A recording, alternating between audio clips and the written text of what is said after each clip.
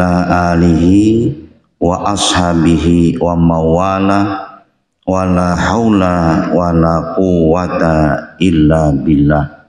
Amma ba'du, faya ibadallah jamaah rahimakumullah. Membuka sekaligus mengawali taklim kita di hari ke-6 dari bulan Dzulhijjah. Terlebih dahulu mari kita baca ummul kitab, syahadatain dan juga ikrar. Nastafti hadzal majlis al-Fatihah. A'udzu billahi minasyaitonir rajim. Bismillahirrahmanirrahim.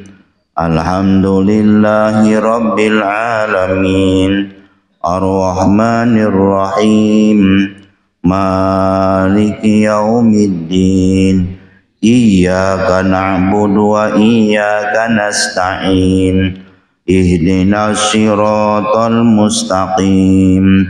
Siratal ladzina an'amta 'alaihim ghairil maghdubi 'alaihim waladdallin. Amin.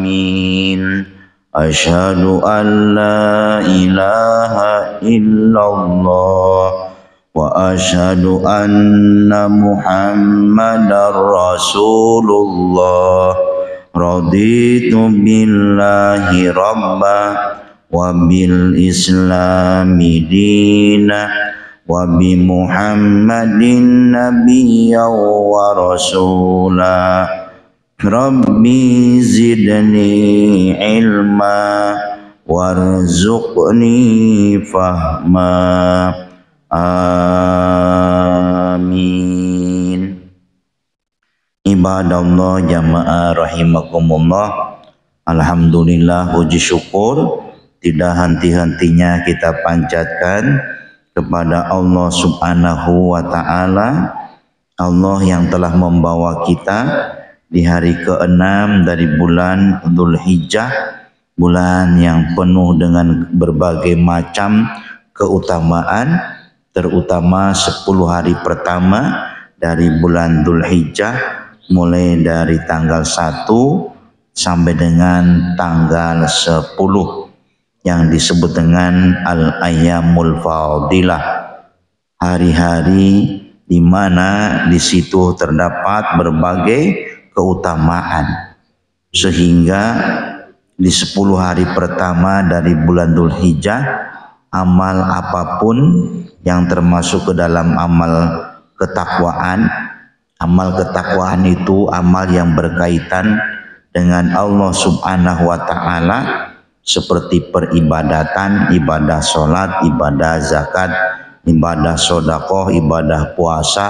ibadah haji, karena memang ini bulannya bulan haji, dan ibadah ketakwaan yang lain, ataupun juga amal kebajikan yang berkaitan dengan sesama makhluk Allah Subhanahu wa ta'ala. Utamanya adalah amal yang berkaitan dengan sesama manusia.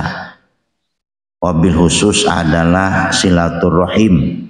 Silaturahim wujudnya adalah saling berkunjung, saling mendoakan, saling membantu, saling memberi, dan lain sebagainya. Salawat serta salam juga semoga senantiasa terlimpah atas Nabi besar Muhammad sallallahu alaihi wasallam, para keluarga, sahabat, tabi'in, atba'i tabi'in, serta seluruh umatnya. Ibadallah jamaah rahimakumullah. Alhamdulillah, di hari yang ke-6 dari bulan Dzulhijjah ini, Allah senantiasa memberikan dan menganugerahkan kepada kita semangat untuk berkumpul dan mengambil faidah dari para ulama, yaitu mengambil faidah dari hadis-hadis beserta penjelasannya yang disusun oleh para ulama atau kitab-kitab yang menerangkan berbagai macam keterangan dari para ulama, baik yang berkaitan dengan fikih, berkaitan dengan tafsir, dengan hadis, dengan sejarah, dengan akhlak dan lain sebagainya, adalah penyusun kitab Tanbihul Ghafilin. Itu Abu Laits As-Samarqandi menyatakan kepada kita, Sittu khisalin idza kanat fir rajuli yakunu sayyidar rijali, salasun min kharijil baiti wa salasun min dakhilil baiti. Ada 6 perkara. Apabila seseorang memiliki 6 perkara ini, maka dia akan menjadi sayyidur rijal, lelaki sejati. Sayyidur rijal, pemimpinnya lelaki. Artinya laki benar ini. Salasun min kharijil baiti wa salasun min dakhilil baiti. 3 didapat dari luar rumah dan 3 lagi didapat dari dalam rumah, dari keluarga. Fa ammal lawati min kharijil baiti fa awwaluha al istifadatu minal ulama'i. Adapun yang didapat dari luar rumah, yang pertama adalah mengambil pelajaran, mengambil faidah dari para ulama. Artinya menghadiri majlis ilmi, menghadiri majlis taklim, menghadiri dibacakan kajian tafsir, misalnya menghadiri kajian hadis, kajian tasawuf, kajian fikih. Nih mau lebaran ada kajian khusus tentang Idul Adha dan berkurban, tentang sholat Idul Adha dan tentang berkurban umpamanya. Atau mendatangi kajian tajwid, cara membaca Al-Quran yang sesuai dengan ilmu membaca Al-Quranul Karim. Ini yang pertama. Maka orang yang rajin mendatangi majelis ilmu itu di keluarganya akan dihormati, di masyarakat juga akan dihormati. Artinya di eksternal rumah dia dihormati, di internal rumah juga dia akan dihormati. Ini yang pertama. Wasani, adapun yang kedua, mukhalatatu ahlil wara'i, senantiasa bergaul, berkumpul bersama ahli wara'i, orang-orang yang waspada, orang yang tidak mudah dirayu, orang yang hati-hati di dalam menggunakan, dalam belanja, di dalam menggunakan materi. Kalau bukan miliknya, sekalipun ada kesempatan dan diperbolehkan, dia lebih memilih tidak menggunakannya. Ibadah Allah jamaah as'adakumullah, maka dia akan disegani di luar. Tapi kalau orang di luar rumah tidak hati-hati, padahal umpama dia sudah pensiun, dulu pernah menjadi direktur. Karena pernah menjadi direktur, ibadah Allah, maka mobil dinas, mobil kantor masih pinjam padahal sudah pensiun. Tidak hanya untuk kepentingan dirinya, tapi juga untuk kepentingan keluarganya.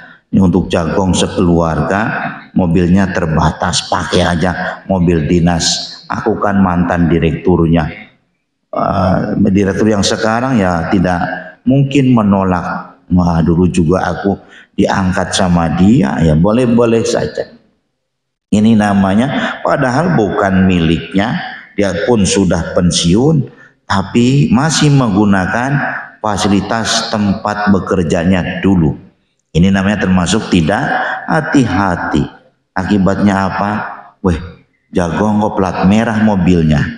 Nah, orang-orang pada di samping itu juga yang datang ya emak-emak itu, berarti udah pada pensiun. Ibadallah as'adakumullah, menimbulkan fitnah dari orang lain. Ini namanya tidak hati-hati. Maka mencari teman, bergaul dengan orang yang hati-hati. Hati-hati tidak hanya dalam ucapan, dalam bersikap, tapi juga di dalam menggunakan fasilitas keduniaan. Kalau memang bukan miliknya, dia tidak pernah memakai. Yang dicontohkan orang hati-hati itu seperti adiknya Imam Malik. Adiknya Imam Malik itu perempuan. Suatu hari di depan rumahnya ada kemah kenegaraan. Maka depan rumahnya itu terang benderang. Karena ada kemah kenegaraan, ada kemah dari istana. Maka ada penerangan. Istrinya Imam Malik ini adalah pemintal. Wah, ini malam-malam bisa untuk lembur nih, karena terang. Tapi beliau sebelum melakukan itu bertanya kepada kakaknya, Kang Mas, ini di depan rumah nih ada camping nih, ada kemah kenegaraan. Penerangannya cukup terang. Bagaimana kalau aku gunakan untuk memintal? Karena terang benderang eman-eman. Maka Imam Malik menjawab, alangkah lebih baiknya kalau kita menggunakan milik kita sendiri. Ini adalah milik negara dan kita tidak terlibat di dalam camping itu. Maka adiknya Imam Malik lebih memilih penerangan di rumahnya sendiri. Sekalipun di depan itu adalah terang benderang. Nah, orang yang tidak hati-hati, tidak pasang listrik secara resmi, tapi ambil dari kabel negara. Akhirnya ya nggak pakai pulsa, bebas, tidak ada pulsa, tidak ada tagihan, nyala terus. Nah, ini namanya ibadah Allah. Sekalipun memang itu milik negara kan, milik rakyat, milik negara kan, ya milik rakyat, iya secara hakikat, tapi bukan berarti milik negara lantas rakyat menggunakan tanpa prosedur yang resmi. Ini yang kedua. Wasalisu, dan yang ketiga adalah talabu qutihi wa qutu nyalihi min wajhi halalin. Makanan minuman yang didapat usahanya dengan cara yang halal, dan di samping dengan cara yang halal juga dibelanjakan untuk yang halal. Ibadallah as'adakumullah, dapatnya halal tapi juga dibelanjakan untuk yang halal. Ini juga masih berkaitan dengan kehati-hatian. Di Solo ada masyarakat banyak yang kena tipu, yaitu pantesan ayam gorengnya enak. Ternyata yang pernah makan ya tinggal dia guya-guyu mesam-mesem, mau marah bagaimana, mau dikeluarkan sudah lama.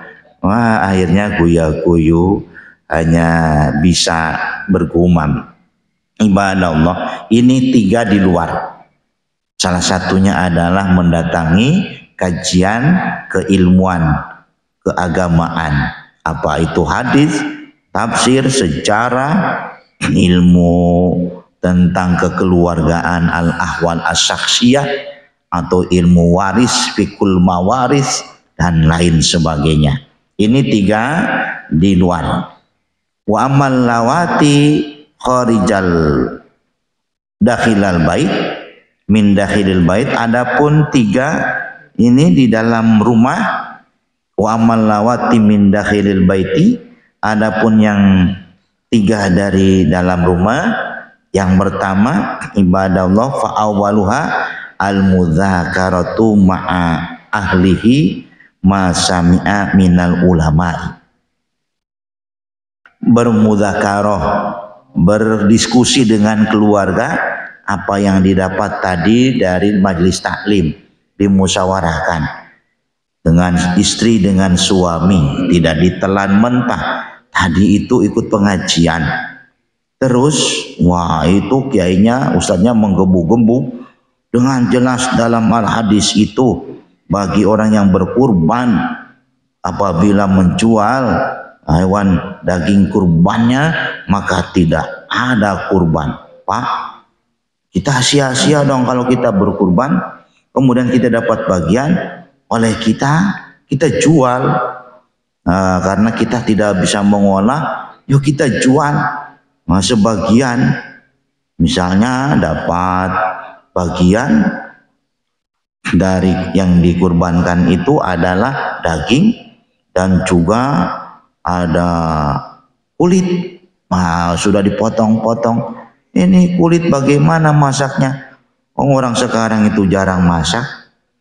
Jangankan masak, yang sudah dibeli aja tidak dihabiskan kalau dimakan, hanya sebagiannya saja sehingga sering dibuang, apalagi ini masak.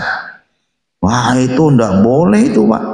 Wah gimana kita? Nah dimusyawarahkan, ibadah Allah, nah besok kita tidak usah kurban aja deh kalau gitu, mendingan kita sodakohkan. Ibadah Allah didiskusikan. Oh enggak gitu juga mah, makna dari fala udhiyata lahu, maka tidak ada kurban baginya, itu sama dengan fala sawabalahul kamil. Dalam kitab At-Targhib wa Tarhib karya Zakiyuddin, bahwa makna dari fala udhiyata lahu bukan tidak berkurban, bukan tidak boleh menjual, tapi pahalanya berkurang karena dijual. Bukan tidak sah, sah-sah saja, didiskusikan dengan keluarga. Karena apa? Dengan didiskusikan nanti akan memiliki satu pemahaman. Istrinya ngaji di tempat tertentu, anaknya di tempat tertentu, suaminya, bapaknya di tempat tertentu. Ini 3 orang mengajinya beda-beda. Nah, maka tidak akan pernah ketemu, tapi dimusyawarahkan, didiskusikan. Nah, bersama istri, ini loh maknanya begini dari ini, sehingga apa?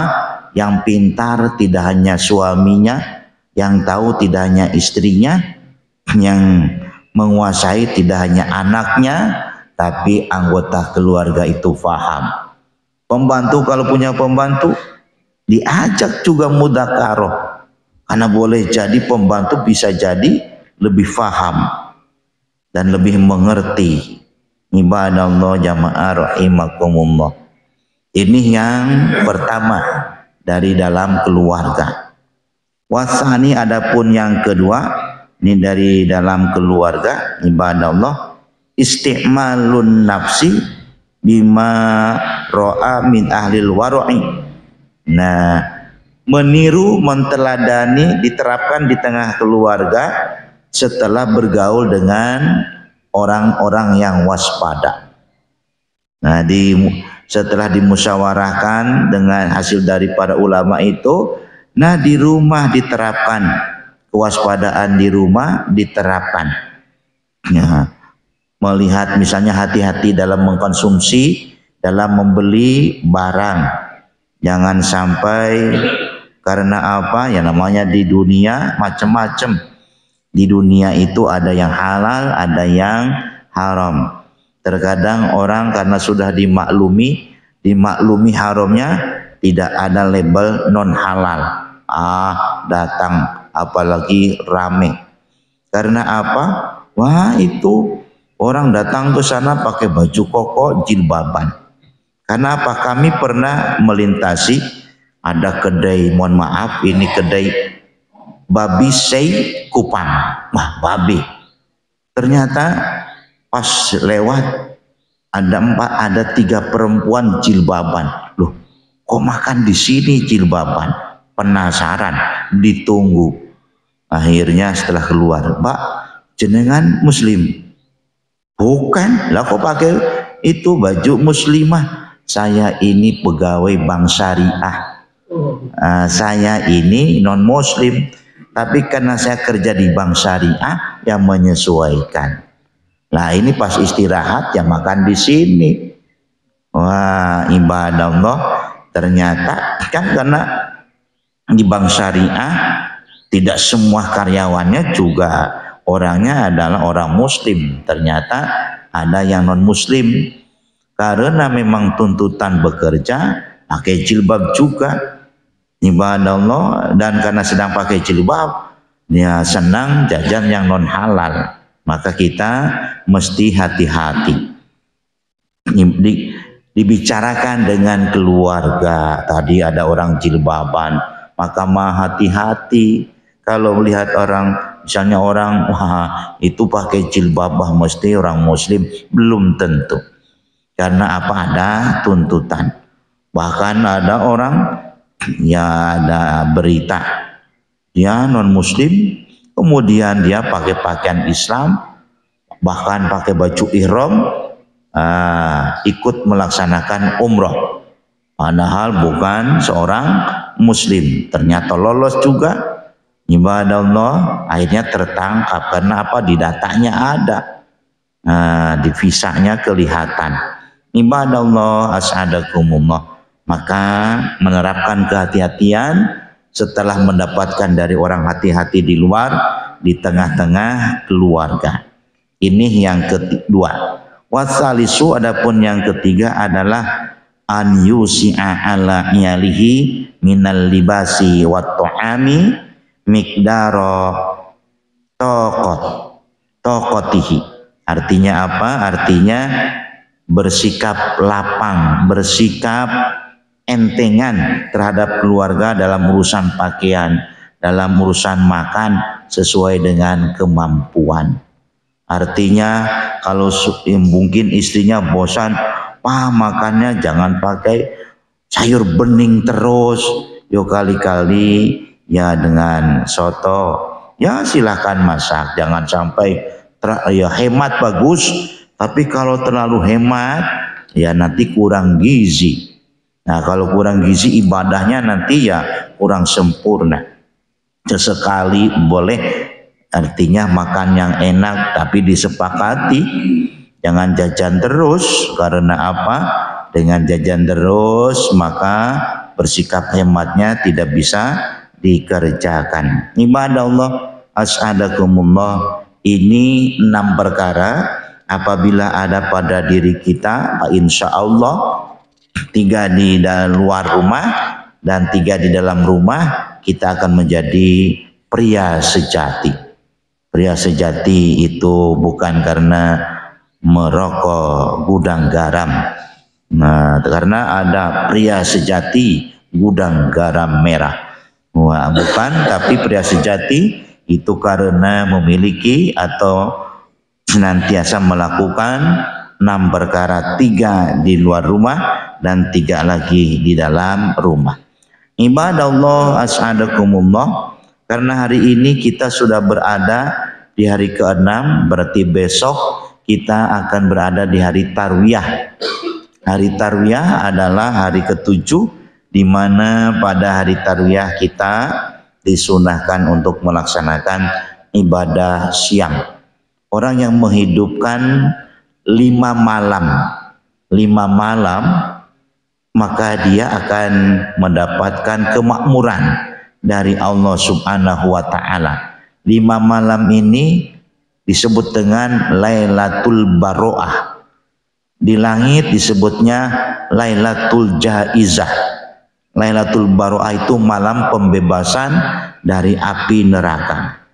Lailatul Jaizah artinya malam diperbolehkannya kita, orang tersebut yang menghidupkan 5 malam itu untuk menjadi penghuni surga.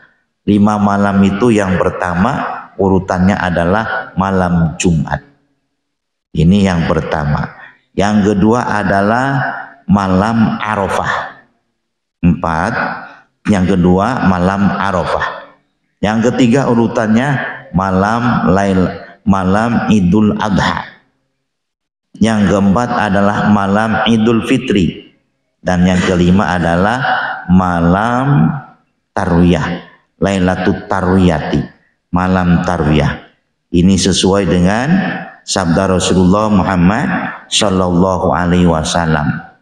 Man ahya al-layalil khamsa, barang siapa yang menghidupkan 5 malam, wajabat lahul jannah, maka dia berhak untuk mendapatkan surga.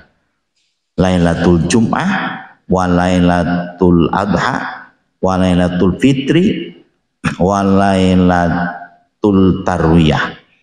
Lailatul Jum'ah, Lailatul Arafah, wa Lailatul Adha, wa Lailatul Fitri, wa Lailatul Tarwiyati. Ibadah Allah jamaah rahimakumullah, barang siapa yang menghidupkan 5 malam, maka dia akan mendapatkan surga. Kelima malam itu malam Jumat, malam Arafah, malam Idul Adha, malam Idul Fitri, dan malam Tarwiyah. Ibadah Allah as'adakumullah, maka mulai nanti malam itu kita menghidupkan, karena nanti malam Tarwiyah dengan berbagai macam kegiatan. Man ahya, makna dari barang siapa yang menghidupkan, bidzikri, dengan zikir, au bisolawati, atau dengan melaksanakan sholat, au bisodakoti, atau dengan sodakoh, au bisilatil arhami, malam-malam bersilaturahmi, berkunjung. Tapi berkunjung bukan untuk nginap, tapi berkunjung memang murni silaturahmi, untuk membantu, untuk mendoakan, dan lain sebagainya. Maka ibadah Allah as'adakumullah, mulai nanti malam kita hidupkan, karena nanti malam kalau dalam fikih belum disyariatkan membaca takbir, tapi bacanya zikir, subhanallah walhamdulillah wala ilaha illallah wallahu akbar, atau baca istighfar. Karena kalau takbir disyariatkannya atau disunahkannya adalah pada hari Arafah, mulai dari subuh.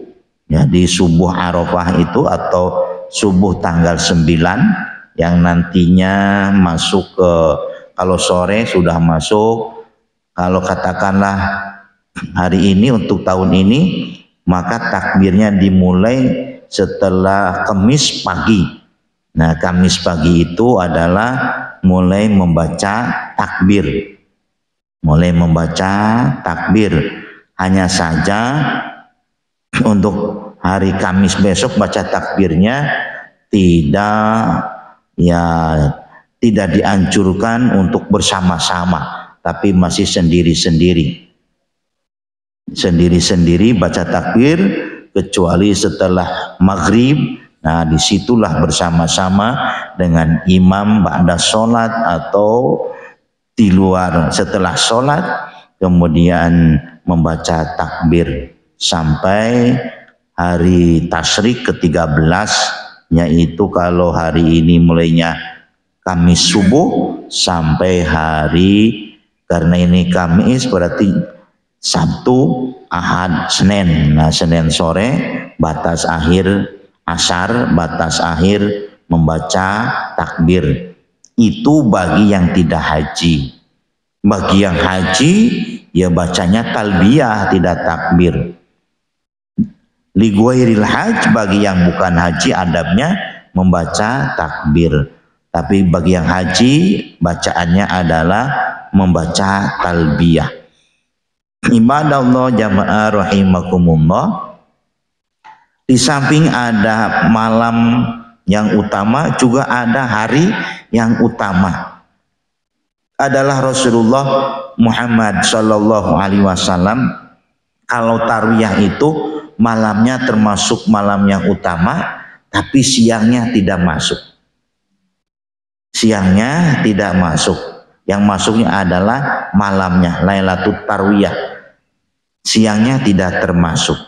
Maka Rasulullah Muhammad Shallallahu Alaihi Wasallam bersabda, Innallaha qad ikhtara minal ayyami arba'atan. Sesungguhnya Allah Subhanahu Wa Taala telah memilih dari hari yang kita lalui itu ada 4. Apa saja? Awaluha yaumul jum'ati. Yang pertama hari Jumat. Kemudian wasani, dan yang kedua adalah yaumu arafata, hari Arafah. Wasalisu yaumul adha, hari Idul Adha. Dan yang keempat yaumul fitri. Warabi'u yaumul fitri, hari Idul Fitri. Dan itu ibadah Allah jamaah as'adakumullah. Hari Idul Fitri ini sangat singkat. Yaumul Fitri. Sebab apa? Sebab untuk Idul Fitri takbirnya kalau sudah selesai sholat, takbirnya bedanya takbirnya sudah tidak disunahkan lagi. Berbeda dengan Idul Adha sampai tanggal 13. Utamanya ba'da sholat atau ba'da kegiatan-kegiatan yang lain. Di keluarga ada makan bersama, makan geden, bar makan geden, takbiran. Kenapa? Karena pas hari tasyrik ya makan geden, karena habis berkurban, buat tengleng, buat sate, sa keluarga nyate, sa keluarga nengleng, nengleng takbiran, Allahu Akbar, atau sebelumnya, karena masih disyariatkan. Ibadah Allah as'adakumullah. Kemudian karena kita juga akan memasuki hari raya Idul Adha, adab apa yang mesti kita lakukan? Menurut Imam Abu Hamid Al-Ghazali, ibadah Allah as'adakumullah, ada beberapa adab yang mesti kita jaga ketika kita akan melaksanakan sholat Idul Adha. Yang pertama adalah kita menghiasi malamnya dengan bertakbir. Dengan bertakbir, maka sejak matahari terbenam itu kita banyak, karena akan melaksanakan sholat Idul Adha, kita hendaknya banyak-banyak bertakbir, menghiasi waktu-waktu khususnya malam Idul Adha itu dengan bertakbir. Dan takbir menurut kesepakatan para ulama adalah sebanyak 3 kali, yaitu Allahu Akbar, Allahu Akbar, Allahu Akbar. Kesepakatan para ulama, bacaan takbirnya adalah 3 kali. Sekalipun yang memang ada yang membacanya 2 kali. Kenapa? Karena yang 3 kali ini pakai sanad. Dari Nabi ke sahabat, dari sahabat ke tabi'in, dari tabi'in ke atba'i tabi'in, sampai kepada ulama kholaf atau kiai atau ustaz. Ini ada sanadnya. Lah kalau yang 2 kali itu ibadah Allah biasanya yang langsung bersumber dari hadis, tanpa pemahaman dari kalangan para ulama. Ibadah Allah jamaah rahimakumullah, ini adab yang pertama, yaitu membaca takbir, menghiasi hari-harinya sebelum melaksanakan sholat Idul Adha, banyak-banyak membaca takbir. Kemudian yang kedua, ibadah Allah jamaah rahimahullah, adabnya yang kedua, ketika memasuki pagi hari sebelum pelaksanaan sholat Idul Adha, itu sebelum subuh melakukan mandi mau sholat Idul Adha. Disyariatkannya sejak maghrib, karena boleh jadi mungkin nanti nggak sempat, disunahkan mandi mau sholat itu sejak maghrib. Maka kalau mandinya maghrib, diniatkan untuk mandi sholat Idul Adha.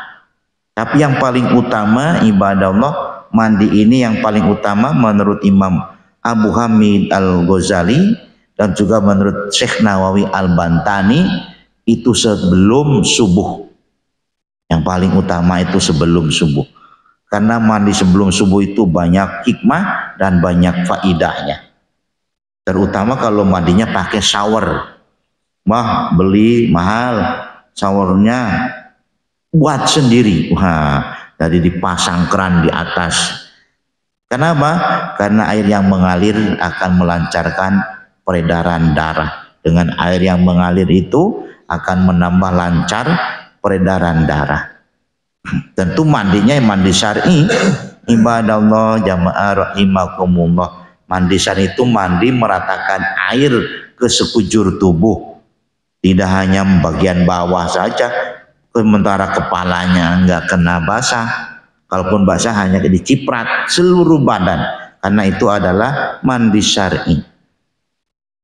Ini yang kedua. Setelah mandi maka dianjurkan adabnya mau berangkat berhias. Artinya berhias itu ibadah Allah. Ya kalau di sini misalnya mohon maaf ada luka, kemudian memakai kain, ya kain kasa, wah terlihat tidak indah. Kalau sudah garing bisa dilepas ya dilepas. Jangan sampai ibadah Allah misalnya pusing di sini banyak koyoknya. Wah, salat tuh kanan kiri di kepalanya, koyoknya masih nempel. Ya kalau memang sudah berkurang dilepas dulu mau sholat. Kenapa? Wah, itu kepalanya banyak tempelannya tuh. Nah, koyoknya dilepas dulu. Nanti misalnya sepulang sholat dipakai lagi yang baru biar pengaruhnya juga lebih baik. Jangan sampai mau sholat dua kanan kiri koyo, di tangannya juga koyo. Ibadah Allah jamaah rahimakumullah, berhias dengan pakaian yang terbaik. Untuk sholat id pakaiannya tidak harus putih, tapi yang terbaik. Namun kalau ada yang putih yang lebih baik, pakailah yang berwarna putih. Kenapa? Li'annahu yaumuz zinati. Sebab hari id, baik Idul Adha maupun Idul Fitri, hari berhias, bukan yaumut ta'ati. Kalau Jumat namanya yaumut ta'ati, hari ketaatan. Maka pakaiannya yang dianjurkan pakai berwarna putih, itu karena yaumut ta'ati. Setelah berhias ibadah Allah jamaah rahimakumullah, setelah mandi berhias memakai wewangian. Berhias itu ya pakai sorban, pakai, kalau misalnya saya bukan ustadz bukan kiai tapi pakai sorban, pakai kopiah yang dibalut dengan sorban itu, wah nanti dipanggil di Penogoro saya umpamanya kalau pakai itu.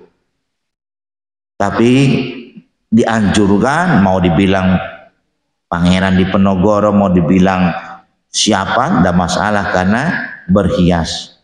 Kalau ndak pakai imamah, pakai sorban, pakai yang sorban yang melingkar, yang disimpan di pundak, yang memakai yang lain yang sesuai.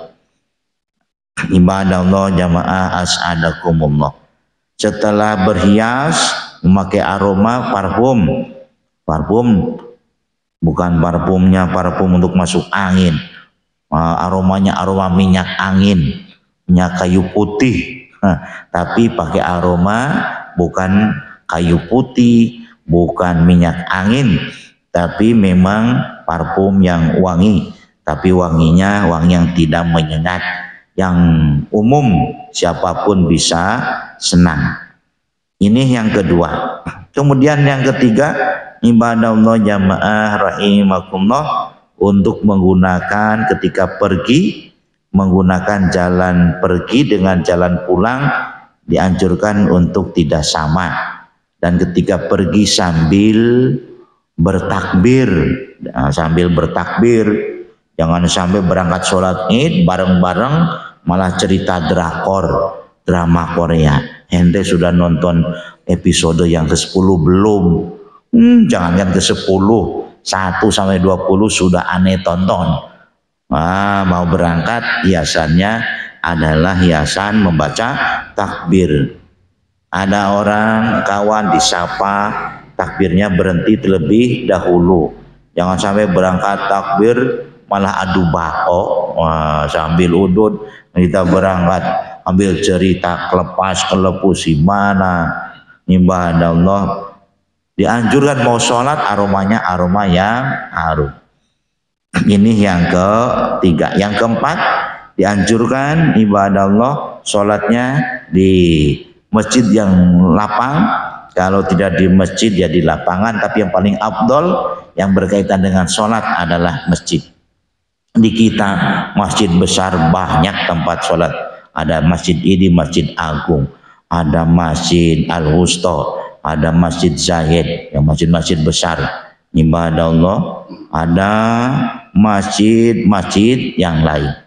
Ini yang keempat. Adapun yang kelima, ibadah Allah hendaknya menjaga waktu sholat Id, jangan sampai terlambat. Nah, menjaga waktu sholat Id. Kalaupun semalaman itu menghiasi dengan takbir, tapi tidur tetap, istirahat tetap dijaga. Kemudian ibadah Allah jamaah rahimahullah, kalau kita makmum datang ke masjid, maka boleh melakukan salat sunat tahiyatul masjid, salat sunat duha. Pelaksanaan sholatnya 7:30, padahal jam 7 sudah masuk waktu duha. Sambil menjelang dilaksanakannya sholat Id, salat duha dulu. Kecuali imam tidak dianjurkan salat sunat, karena imam itu datang mau mengimami sholat Idul Adha. Imam tidak dianjurkan salat tahiyatul masjid dulu, maka imam dianjurkan datangnya adalah paling akhir. Kalau makmum adabnya paling awal untuk melaksanakan salat sunat. Kalau sudah salat tahiyatul masjid, waktunya misalnya panitia 30 menit lagi sholat Id baru akan dilaksanakan. Oh, masih ada waktu, lihat, oh ini waktu suruk sudah masuk, salat suruk dulu. Waktu duha sudah masuk, salat duha. Ibadah Allah jamaah rahimah. Bahkan ada yang menganjurkan setelah sholat Id dianjurkan melaksanakan salat sunat 12 rakaat. Nah, 12 rakaat itu ada yang menghitung sholat awabin, sholat duha. Sholat awabinnya 2 rakaat, sholat duhanya 8 rakaat, sudah 10. Kemudian yang kedua sholat isti'adzah, sehingga jadi 12. Sholat isti'adzah itu sholat minta perlindungan kepada Allah. Karena apa? Karena yang maha melindungi kita, yang menjaga kita hanya Allah subhanahu wa ta'ala. Dan kita tidak punya daya kekuatan apa-apa. Sekalipun kita sudah hati-hati, sudah waspada, sudah menghindar, tapi kalau menghendaki kita mendapatkan hal yang tidak diinginkan, maka akan terjadi. Karena itu para ulama menganjurkan khususnya pada sholat Id melakukan salat sunat isti'adzah. Ibadah Allah jamaah rahimakumullah. Mungkin ini saja yang bisa kami sampaikan. Semoga bermanfaat dan menambah wawasan pengetahuan kita, khususnya kami pribadi. Terima kasih dan mohon maaf. Mari kita hadir dengan doa kifaratul majlis dan membaca surat Al-Kautsar. Subhanakallahumma wa bihamdika asyhadu an la ilaha illa anta astaghfiruka wa atubu ilaik. Walhamdulillahi rabbil alamin. Bismillahirrahmanirrahim. Inna a'tainakal kautsar fasholli li rabbika wanhar inna syani'aka huwal abtar. Wassalamualaikum warahmatullahi wabarakatuh.